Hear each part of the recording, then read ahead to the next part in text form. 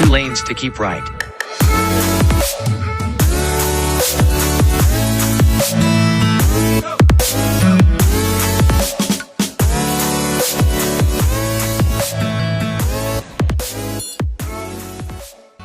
Hey everyone, it's Monday, October 4, 2021. You're watching the most overlooked and underrated coaching conversation on the internet. That's my opinion, but I'm just convinced that our future deserves our focus today. So welcome back or welcome aboard to Prepare to Go There. It's a extended coaching journey, a daily video podcast that is made for you. It's made for friends and leaders alike who want to better lead themselves and stay focused on the future. My name is Peter, and I really appreciate going on this journey with each of you and all of you because I'm growing too. I'm working on myself the same way that I'm inspiring others to do the same. And we're putting in the work today because when we show up into the future, we want to show up ready. And so that's what this is all about. And welcome to the Future Frontier. Just a little bit again about why we're doing this. I've learned from experience and observation that most people don't know how to lead others into a better future, at least not intentionally. And that's because they might be thinking it happens in ways that it doesn't. They might focus more on the public side of leadership instead of the personal, the private side of leadership. And they don't know how to lead themselves first.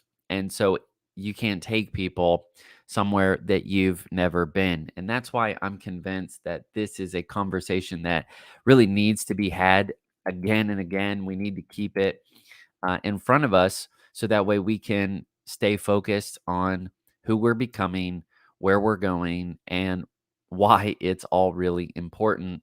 And so Prepare to Go There comes every day, weekdays at 4, as a call to action to help us focus practically on the future and then figure out how to lead ourselves there tactically day by day. So we talk a lot about self-leadership. Sometimes we'll go into different approaches on productivity, on health and relationships, and kind of all the above. And it's really just staying pretty low to the ground. I love dreaming big. I love talking with friends and leaders about what's possible and what's important. But really, we're setting ourselves up for a lot of letdowns if we don't know how to maximize today, if we're not really putting in the work today. And so that's why I'm here to encourage you and equip you with a conversation that can help you keep your future on the front burner. Don't let it drift to the side or behind you. Keep your future on the front burner where it belongs. Super important. If this resonates with you, I want to invite you to be a part of our email community. It's called The Future Friends. And every Friday, I send out an email with all of the content from the week shared in a bundle for you. So also got some great projects that I'm working on with you in mind. And I would love to keep you up to date on those opportunities, those offers as they come. For example, I just finished a online leadership mastermind.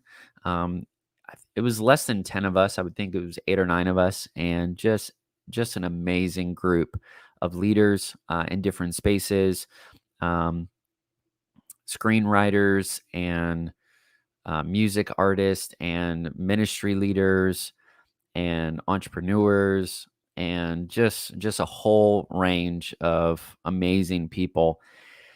And so we were talking about how to be future focused leaders and sharing the self-leadership best practices that have been working for me and for many of the other teams that I work with. And so that was fun. That was one example, and I'm looking forward to the next one real soon. In fact, I am nearing the 100th episode, which is going to be a big deal, and that might be a potential date to to aim at. So it is totally for you. I want you to be in on these masterminds, and there are other ways that we can encourage each other in this journey. So I'll let you know as that happens. Let's continue with the topic at hand, which is all about examining yourself without imploding. Man, that's easier said than done, right?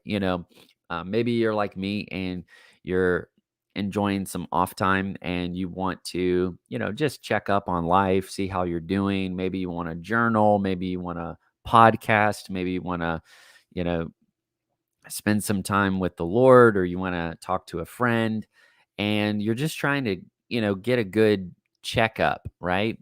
And if we're not careful, we can actually waste really, really valuable downtime, rest time, time away by getting into these undertows, getting into these vortex of introspection. And so we're trying to, process, decompress, evaluate what's going on in our lives, and kind of just gear up for the next month or the next phase. And we can approach this the wrong way and lose a lot of time, waste, that valuable downtime.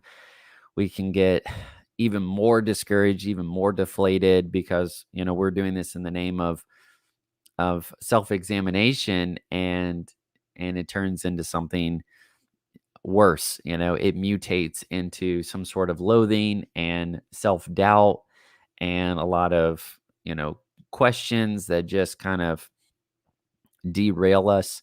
And I don't want that for you. I want you to embrace the value of self-examination, because really examining yourself is a form of leading yourself.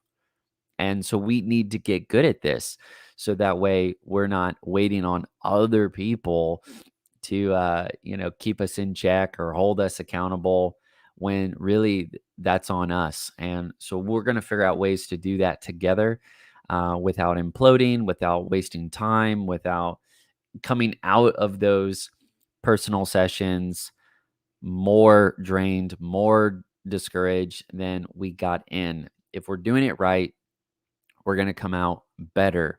And so it's super important. And I wanted to just start with just more of a brain teaser quote. Albert Einstein said, "A true genius admits that they know nothing."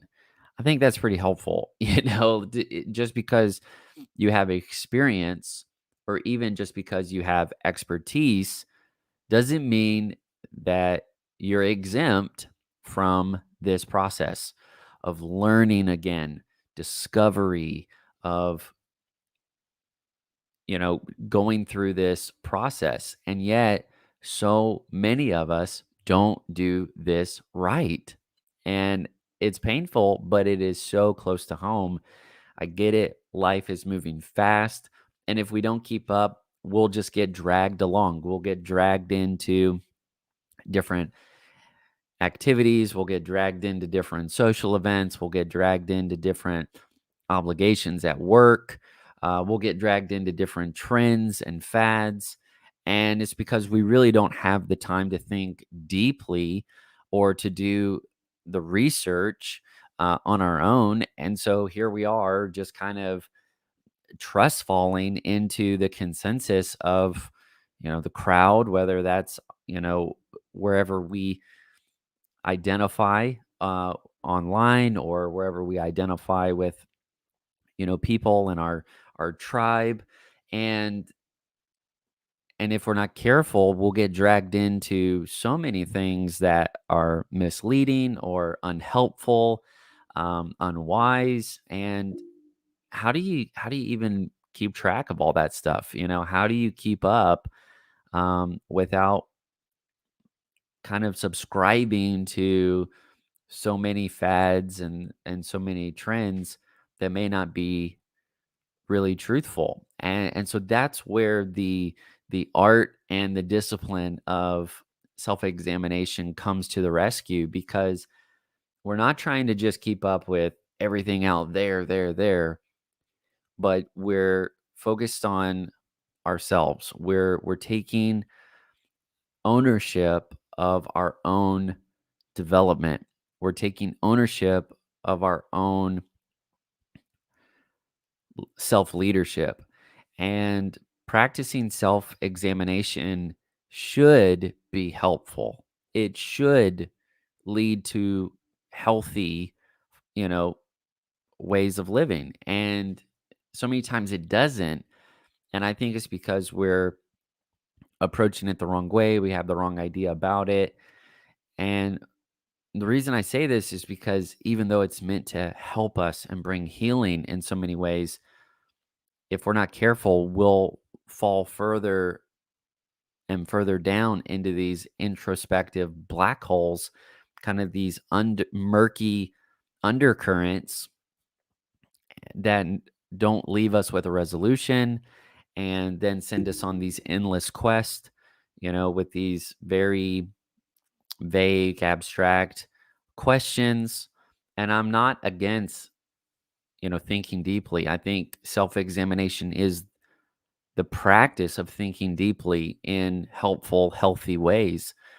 But what I've experienced is if we're not careful, people will isolate themselves and then go on these emotional free fall scenarios. And so that's that's a recipe for disaster. It would be like, someone who wants to go free soloing, in some national park. They don't tell anybody.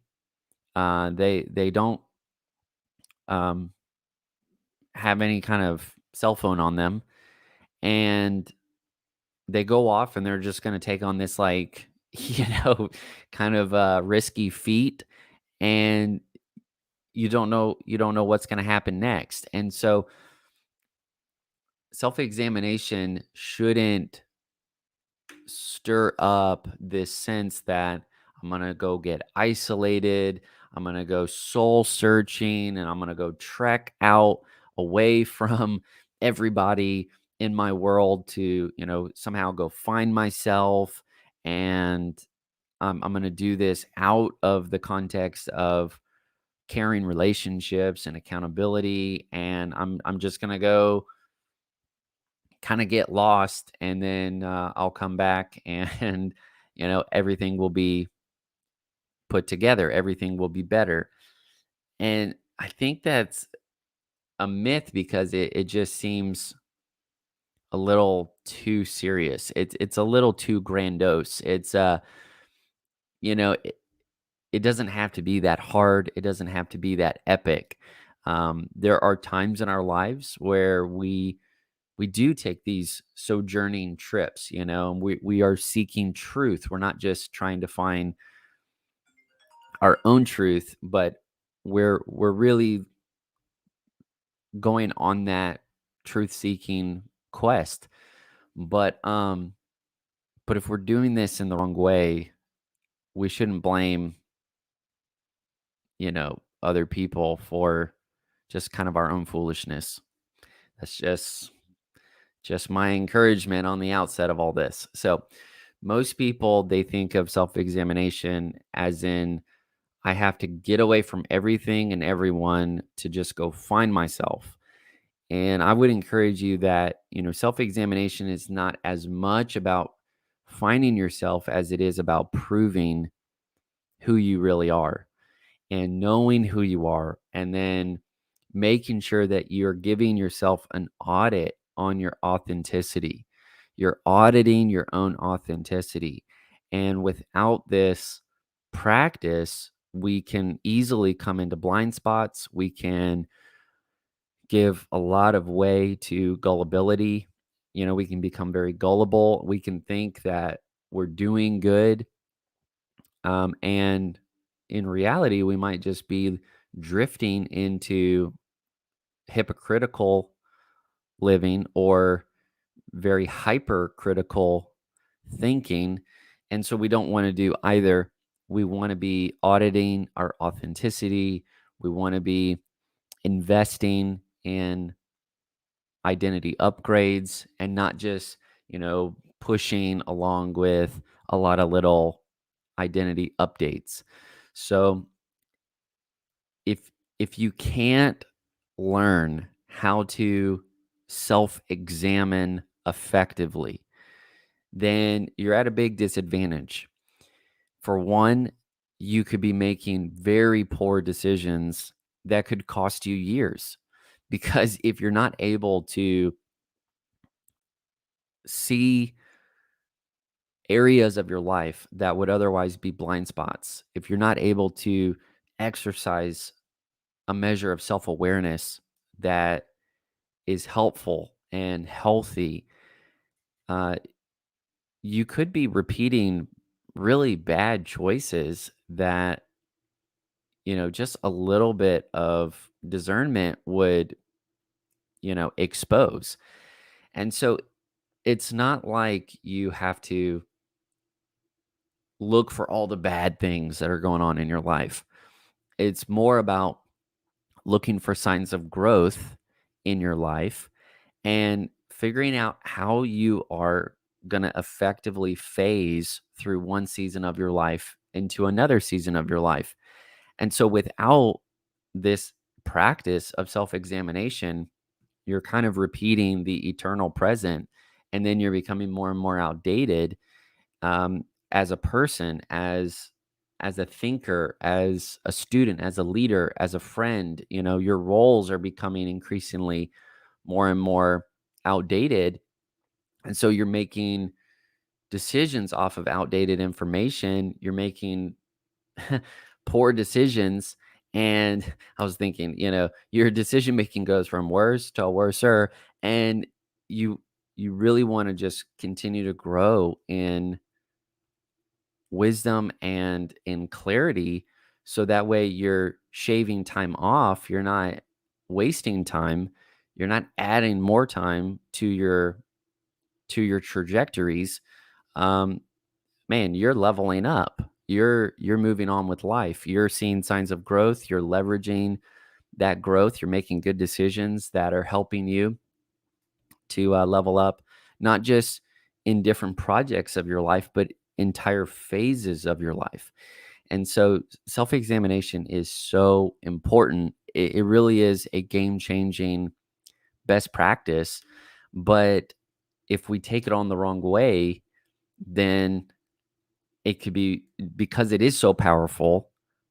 If you don't do it the right way, it could become a weapon used to harm you. It could be very constructive or it could be very destructive. It could be helpful or it could be harmful. And a lot of times, self examination is, you think it's just you being by yourself and kind of going on this journey alone. And you're kind of just braving this wilderness to go find yourself. And, I look at Jesus as my example and as my leader. And he didn't go into the wild. He didn't go into the wilderness to go find himself. He already knew who he was. He went out there to go prove who he was, and going in that order was extremely valuable to the rest of his story.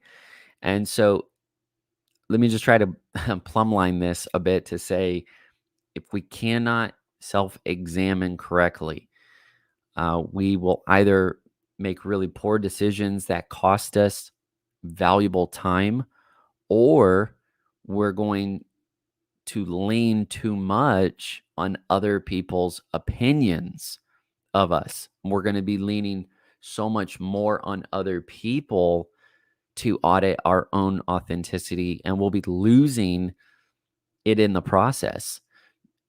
It's great to have community and accountability, but at the end of the day, this is your responsibility. And so you don't want to just be totally isolated, but you also don't want to be codependent. And I do think there's a sweet spot where self examination can help you do both. So I just want to encourage you that if you're losing the courage to keep growing in your life, if you're losing the clarity, or if you just don't have a sense of closure to move from one season of life to another season of life, maybe self-examination is this next area of self-leadership that you need to focus on. Maybe this is what will help you to phase effectively, not just from day to day, week to week, in a chronological sense, but to really go from one kairos to another. Kairos just means um, like a season, an epic season of your life, like the story of your life, a chapter in your life. And so we don't get into those chapters just by moving forward in time. We have to be willing to step into the bigger story that's being offered to us. So use self-examination to stop second guessing yourself. Use self-examination to look for signs of growth so that way you can steward them well, um, and to effectively navigate entire seasons of your life that you can move through. So, one of the reasons that I love this conversation, and I don't have it all figured out, just like I said before, but what we know doesn't have to be canceled out, by the questions we still have. A quest is a series of questions. And so we have to be courageous enough to ask those questions and to go look for the truth, not just what we think is real, but or what feels real, but to really go search out truth. And that includes the truth that we are embodying, that we submit to God's truth, and we audit our own authenticity in that way. But anyways, I want to say the reason we examine ourselves is because the visibility it gives us is extremely valuable. You don't want to be living or leading with unchecked blind spots. Blind spots are very real. And I love, this instruction. It's the truth that that sets you free. It's not just, a general truth. It's the truth that that sets you free. And so we need that visibility to negotiate these big life choices and then to navigate these new seasons in the future. So, an example of this would be if you're a pilot, right? And you're basically driving the airplane. You're flying this aircraft carrier with all these people on board. That visibility is mission critical. If your instruments aren't working correctly, if your measures and the radars and all that stuff isn't happening the way it should, and then if you're like in a cloud, or you don't have the visibility you have or that you need, and that is dangerous. It'd be like driving a car, and if your vision is impaired for some reason, whether it's something external or something biological, like, you're in danger. And so you really do need visibility, and you have to, like, insist on it. You can't just wish for it. You can't just wish that you had more understanding, or wish. It's that, man, in all you're getting in everything you're doing, man, you need to get wisdom, get understanding, get the knowledge, man. This is your job, is to make sure that you're leading yourself, and then ultimately you're leading others with visibility. That visibility is super valuable. There are so many unnecessary um, tragedies that go on, and they shouldn't be that way, but they do happen when people take these errors. They get careless, and they don't think that these blind spots are that big of a deal. These areas of shadiness are a big deal. And so if you really want to go the distance and make a difference, you are going to be super intentional about your character, about living in a way that is in the light. That is a reality, but it can also be a word picture. Living in the light versus darkness is so important. It's not just, that you're being seen, but it's that you yourself can see what is truthful, what is profitable, what is helpful. If you're in the dark, you know, yes, it means that you're not seen and the things you're doing are hidden, but being in the dark also means that you are ignorant. You don't know what you don't know, and that can be very dangerous. And so let's continue to live in the light, to lead in the light, and to examine things in a way that don't just send us into this emotional free fall, where you're getting into this murky undercurrent and you just kind of go deeper and deeper into this discouraging, kind of self-defeating thought pattern. But examine yourself in a way that is helpful. Examine your way in a way that is healthy, because that's the point of it. It's not to make you worse. It's not to make you suffer more. If there is some area that needs to be exposed, that's actually for your good. For example, if you go to a doctor and the doctor found something that was cancerous, in your body, man, the sooner you know that, the better. So that way you can deal with it. And so many people, they are very haphazard about this. They're very kind of lackadaisical about this. They're kind of half-hearted about this, and they don't care about examining themselves intentionally and intensely, and then things just kind of creep up in their lifestyle. I'm using a lot of biblical references here because this is such a personal and such an important conversation. It's kind of Monday, so it's almost like I'm dropping a devo on us, and then we can get into some practicals about how to do this effectively. But it is the little foxes that ruin the vines. It's the little things that become bigger and they take over your life. And you think about, like, I've heard this before, but the devil shows up in Genesis as a snake, uh, but in Revelation he shows up as a dragon, and so things do grow over time. Things do accelerate if we do not see them for what they are and call them out and deal with them effectively. And so examining yourself is really important.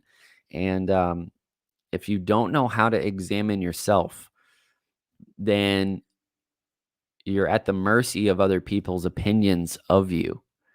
So just learn this, because examining yourself is a form of leading yourself. It could be, and I found that the people that I, appreciate, the people that I respect, the people that I can, run with and follow, they have a humility about them. They have this humility in them where they're constantly learning, constantly growing, constantly like taking in how they're doing, where they're growing, where they can grow next. Like they don't have this prideful blindness about them.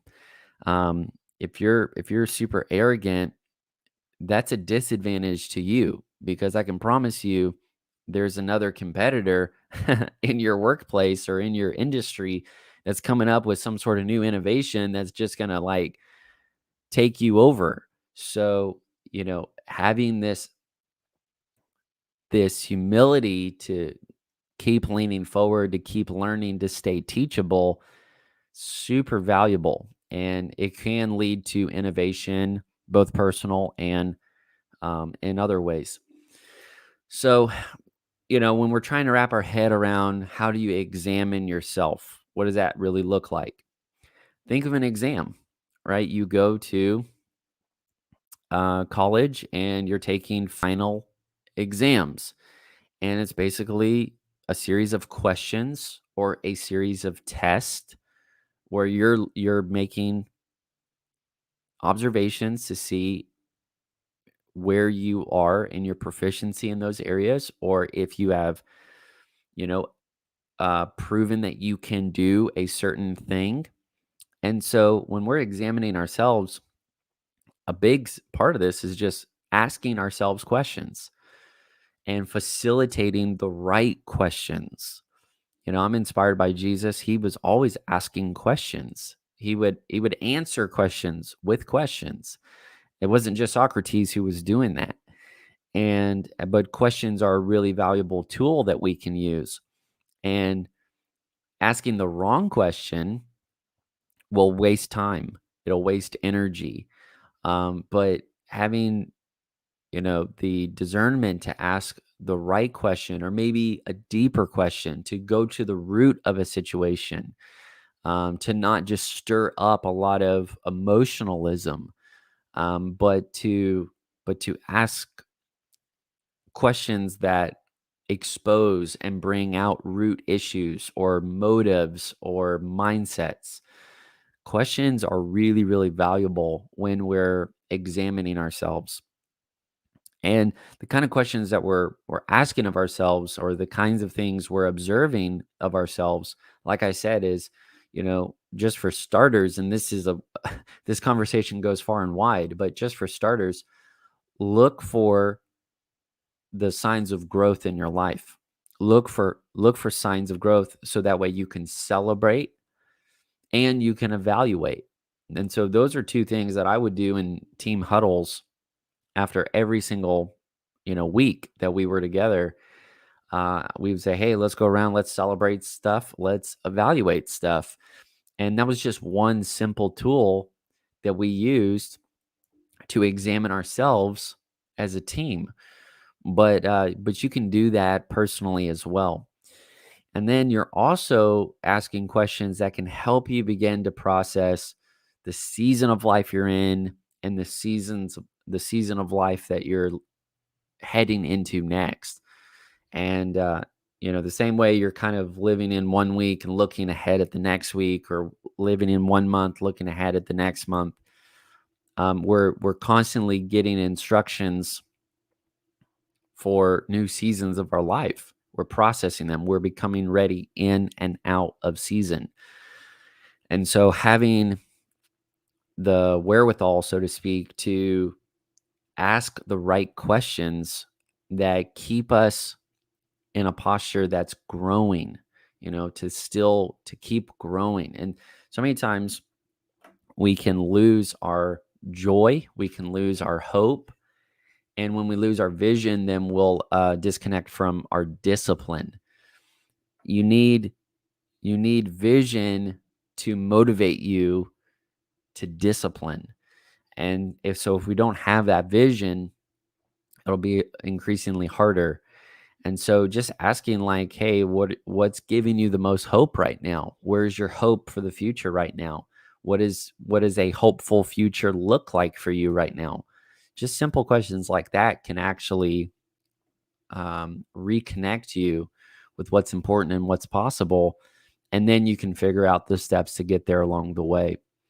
So again, most of us don't do this right because we're kind of to put it bluntly, we're just being the idiot that just goes free soloing alone without any support, without anybody knowing what's going on.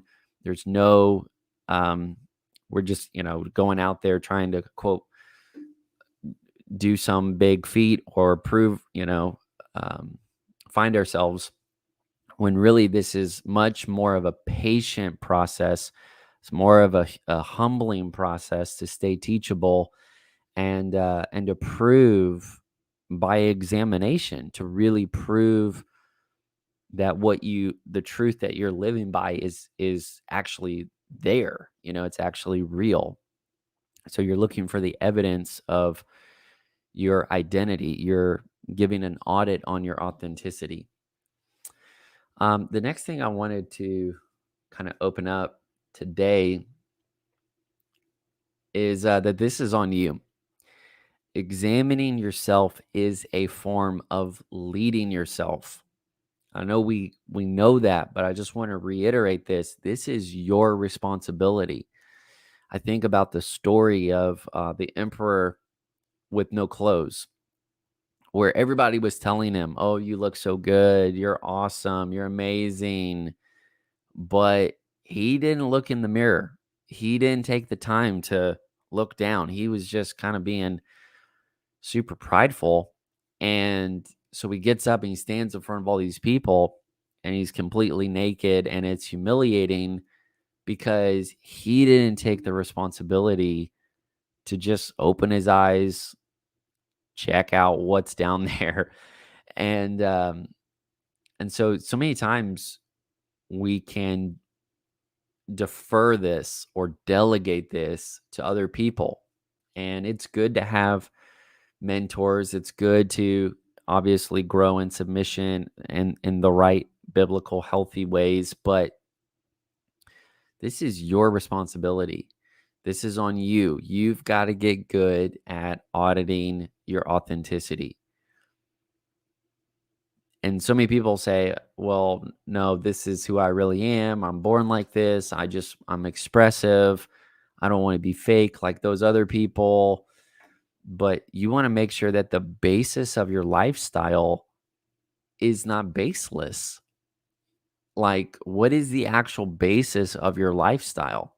Does it hold weight? Does it hold water? Is the basis of your lifestyle, whether that's your values, your worldview, whether that's just different principles that you're applying, um, the way you treat other people, like, is it, I would use the phrase fruit bearing, but you could also say effective. And what happens is we just get going so far, so fast with life, we don't take these pit stops. And because we're not doing this routine maintenance on ourselves, on our relationships, then we just kind of get out there on the highway and we burn out somewhere. And then it's very, very inconvenient to go fix it. And it can become dangerous as well. And so this is on you. You have the responsibility of examining yourself. You have to examine your motives, examine your thought life, examine your habits, examine your health, examine your finances. You can't just say, well, I'm not good at that. You're good at you. Get good at you. Get good at being you. We're not talking about finance. We're talking about your money. We're not talking about just health like PE or biology or, you know, hospitals or medical studies. We're talking about you. This is your health. It's your body. It's your moods.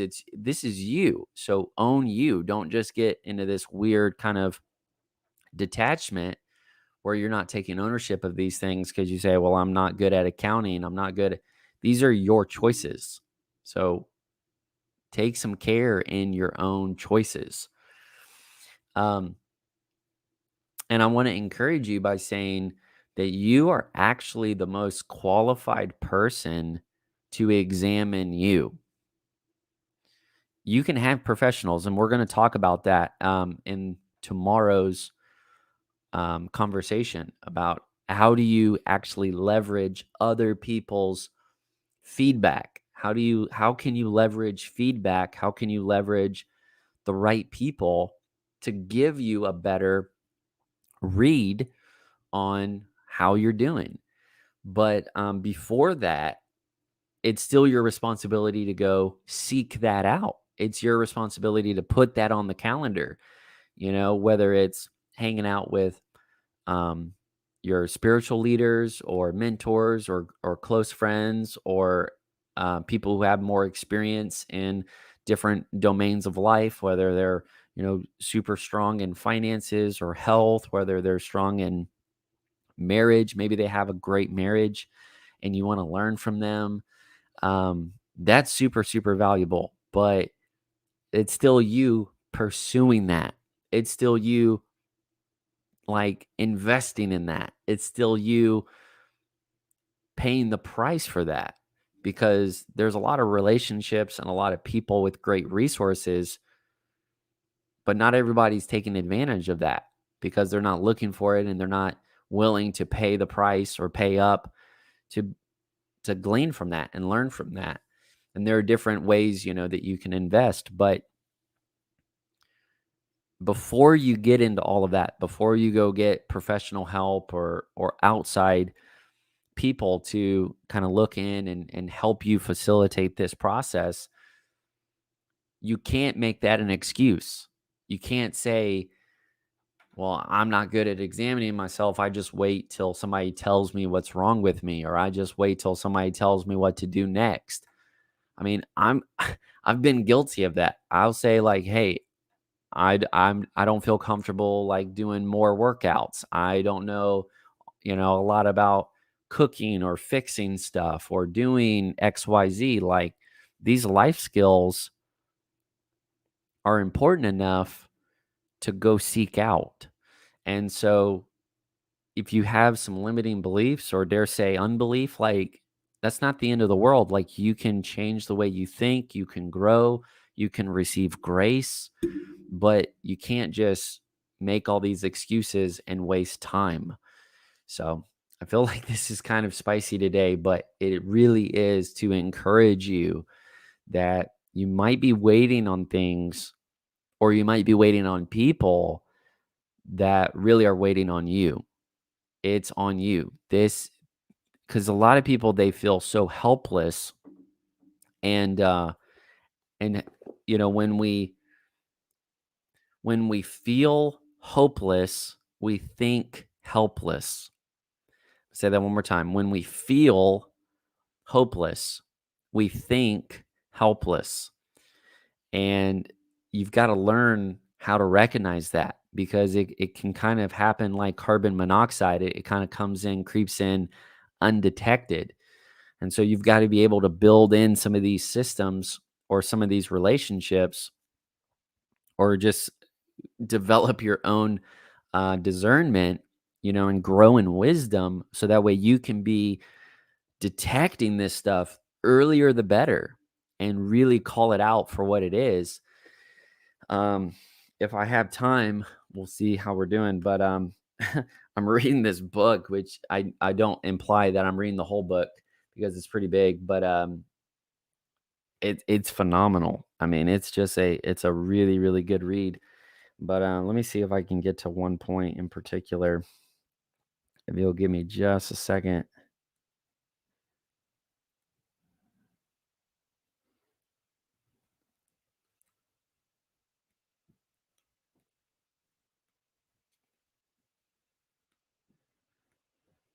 I was going through this today,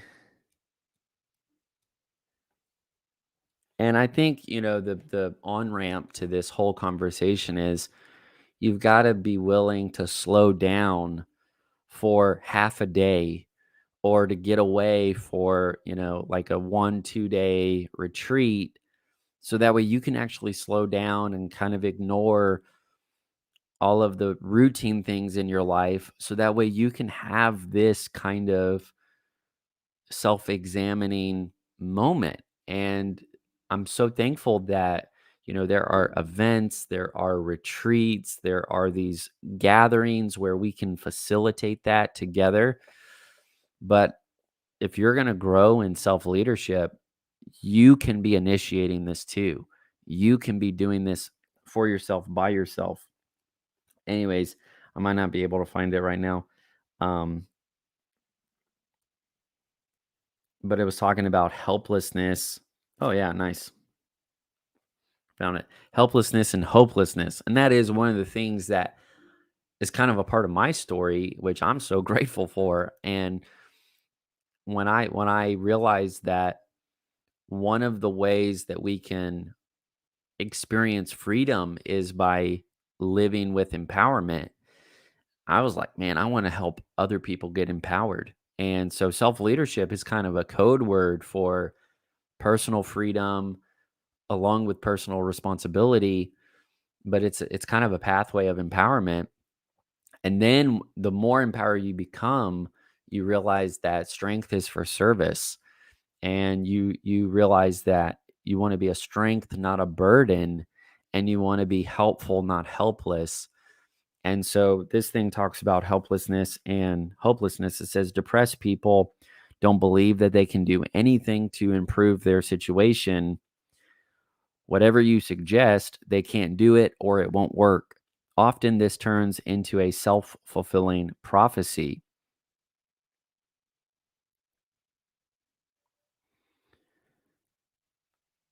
Depressed people are helpless as long as they let what they feel determine what they do. They are helpless because they're hopeless, and they are hopeless because they're helpless.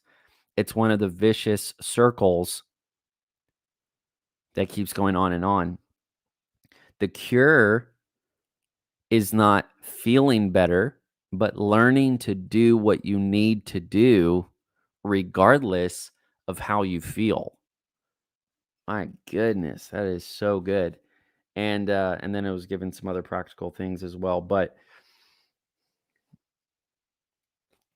um I'm getting pulled into the book. I need to finish this.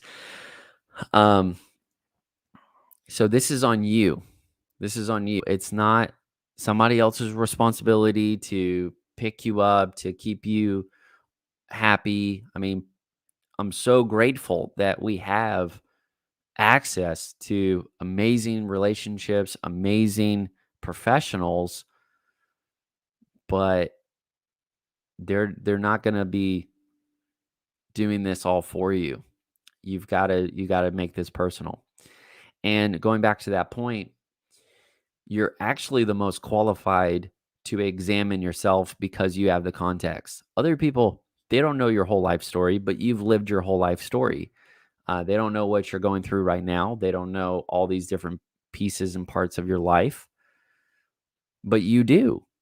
So, like, if you're really trying to get to the bottom of things, if you're really trying to like bring things to the surface, you're actually the best person for the job because you are seeing and feeling a lot of the pieces, maybe not all of the pieces, but you're seeing a ton of context that other people may or may not have. And when you're doing this in a hopeful way, and if you're doing this, in a way that brings healing, it's actually really liberating. It's encouraging. It's super insightful.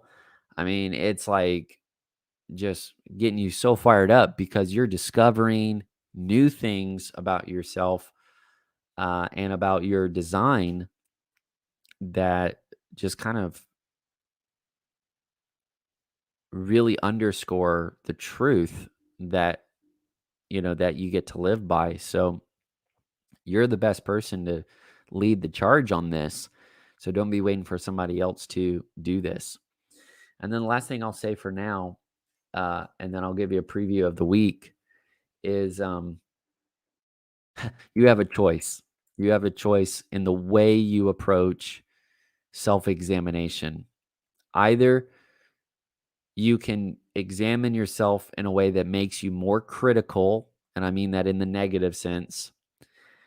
You become a critical person, you become a critic, you become an accuser, and you just kind of give voice to all kinds of accusations, all kinds of slander. It could be, self talk that's super damaging. Um, and then eventually that becomes your MO, and then you just get good at it, and you're having fun with it. And because you've been beating up yourself so much, you just think it's normal and natural to go, you know, uh, thrash on other people, and that's not cool. So most people will get into that rut of criticism, and then they start living A, hypocritical, and then B, hypercritical. A hypocritical person is often a hypercritical person, because they're judging themselves based on a different standard then they're judging everybody else. Whereas someone who's practicing humility, um, they're not thinking that way. They want to be more teachable. They actually say, to whom much is given, much is required. So that's like a totally different approach. That's not this, you know, negative, wrong, damaging view. This is actually a kind of a different take on it. And this is where prejudice jumps in, because you're prejudging other people before you're really examining them. And I'm so inspired by Jesus, because he said, hey, you can't just be calling out the speck in somebody else's eye, which is so interesting, because he was talking about the eye, which is their perspective, right? Their worldview. It's not just something physical in their eye, but it was kind of the way they see things, or the way they perceive the world around them. He said, you can't be you can't be calling out their worldview until and unless you're willing to deal with your own. And so that humility is leadership. Lead with humility. And what it'll do is you'll be less critical. You'll be less of a critic. You'll stop with the criticism, and you'll actually become more and more credible. So you can either be critical, or you can become more credible. If you want to become more credible, self-examination is the way to go. The more you examine yourself, the more credibility you're bringing on. You got to grow in your own credibility. And what we do so many times is we assume our own success, or we assume that our way is, the best way, or whatever. And we don't stress test our own view, our own plans. And then other people are kind of like, man, they talk big, but where is the proof? Where is their lifestyle really going? And you lose credibility that way. But when you are intentional, and when you are ardent about going through this self-examination, people, they like, you kind of beat them to the punch. You beat them to bring up those points. And they're like, hey, but have you thought about this? You're like, yeah, I did. I already worked on that. Yeah, I'm working on that too. And so you're just leading with humility, is taking out all of the taking all of the air out of the room for other people to use that in a demeaning or damaging way. So examining yourself is a form of leading yourself. We do have to go through this. It's not something that we can avoid. We will have to get good at examining ourselves. And that's why we want to do it in ways that are effective, do it in ways that are helpful and healthy. And we want to practice it regularly. We want to be auditing our own authenticity and making sure that we're not being hypocritical, or we're not being hypercritical in certain areas. And we can do that by asking questions that help us think deeply about how we're growing and how we're phasing into different seasons of life. And so I want to just kind of finish here by reading a little bit of scripture, just because I think it just kind of sums it up. 2 Corinthians 13 says, test yourselves to make sure you're solid in the faith. This is the Message paraphrase. Don't drift along with taking everything for granted. Give yourselves regular checkups. Give yourselves regular checkups. You need firsthand evidence, not mere hearsay, that Jesus Christ is in you. Test it out. So, and it goes on from there. But so many people, they go through these steps, and they end up imploding because they're not doing it the right way. They're not doing it with the right motive. They're not doing it in the right setting. And so it just kind of wastes a lot of time. And most of the time we're asking those big questions in life when we're off. So when we got downtime, when we're taking vacations or we're kind of getting away from the normal beaten path of life, and that could honestly be a sabotage. You don't want to self sabotage yourself with a lot of introspection that's just kind of leading you further down, down, down, down into this just very gloomy place. And it's not really giving you clarity on stuff. It's not really giving you closure on stuff. It's not helping you take action. So what's the value of that? So don't implode. Learn how to do this correctly, learn how to do this effectively, learn how to do it safely, so to speak. So that way you don't lose your confidence in things that are really obvious and core and essential, to your lifestyle. But I will land the plane there. And this will be our conversation for the week. I'm super excited about it. I have a friend in mind. I have not invited them yet, so I won't say their name, but I'm hoping that they are available um, for a future Friday because, man, if they get to come, it would be really, really good. Um, Let me go back here.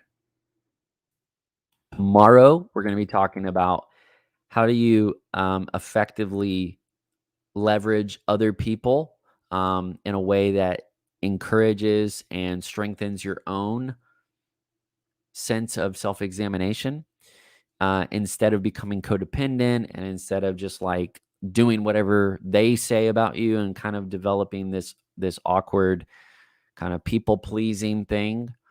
But which is kind of a catch 22. It just kind of goes back to that idea that there's a bad way to do this, but there's a good way to do this. And if you absolutely need other people to go on the journey with you and to encourage you and equip you, and then it's up to you to follow through. And then we'll talk about self-examination as a form of empowerment, which I'm really looking forward to. How do you actually take this and then pass it on to other people? How would you kind of model this or multiply this with other people? So that'll be really good. I'll see where Sarah Joy is in the world. She's like old school Carmen San Diego, but I'll see where she is. Maybe she'll want to jump in with me on Thursday. Super excited about that one. It's going to start tilting on Thursday to a new phrase I'm calling cage rage. Cage rage. And so that'll be really good. But and then on episode 80 on Friday, hopefully I'll get some future friends on board. So thank you all so much for jumping in. Looking forward to this week. It's really important. Um, and I think this is a good timely, thing for us because we're kind of going into quarter four. We just started quarter four this week.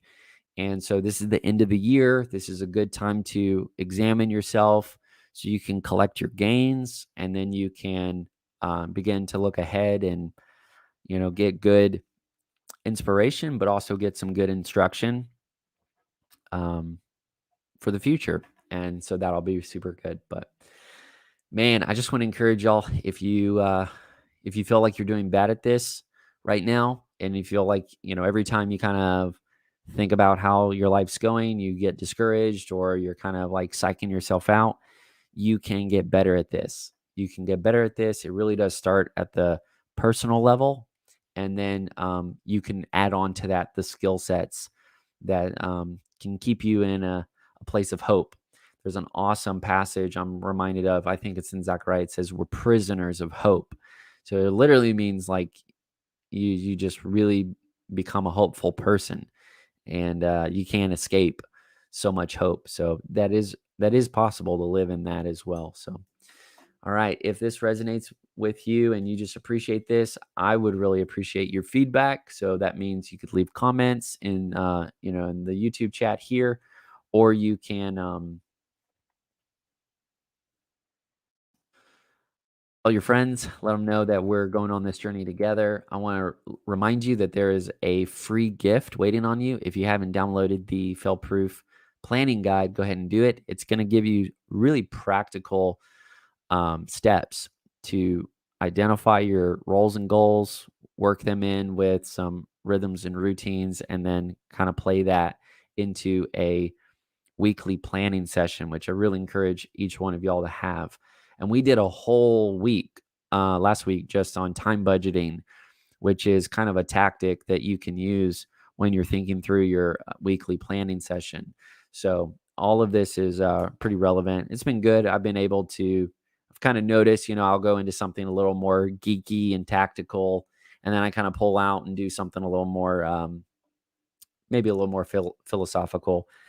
So this week is going to be a little bit more of a values-based kind of worldview-based thing. So that is it for now. Remember, you're going places, and that's why I want to encourage you, put in the work, because we don't want to just fall back.